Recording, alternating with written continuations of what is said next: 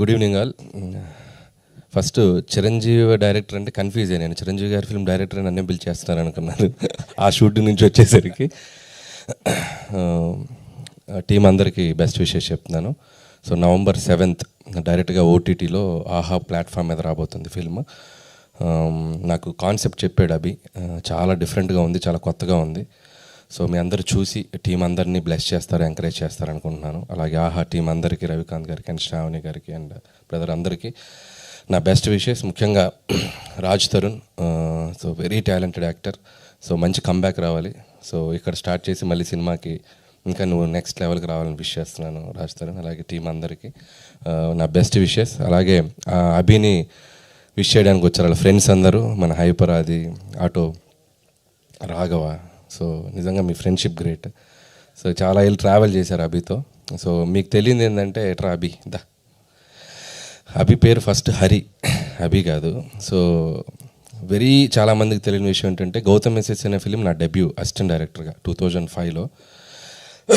దానికి హరిగా నాకు పరిచయం అభి. అంటే యాక్టర్, దాంట్లో ఒక మంచి ఫ్రెండ్ క్యారెక్టర్ చేశాడు.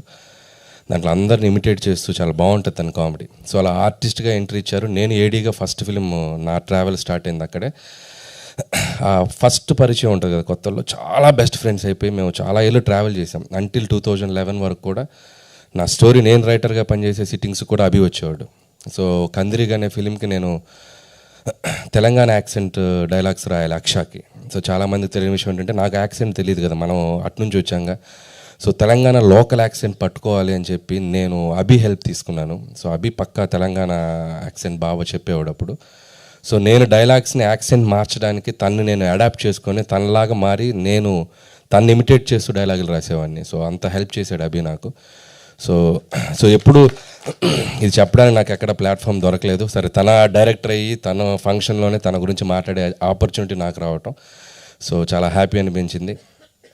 ఆ తర్వాత కూడా తను జబర్దస్త్ ప్లాట్ఫామ్ మీద సో అదిరే అభిగా సో 2 స్టేట్స్లోనూ అటు తెలుగు ప్రేక్షకులకు చాలా దగ్గర అయ్యాడు.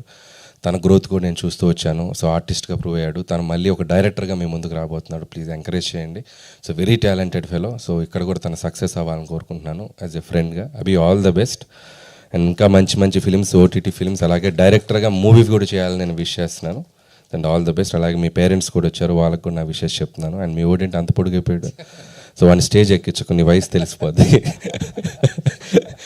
So once again thank you ఇక్కడికి నాకు వచ్చి పిలిచినందుకు. And so wish you all the best Abhi. ఇంకేమైనా మాట్లాడాలా? అంతేనా?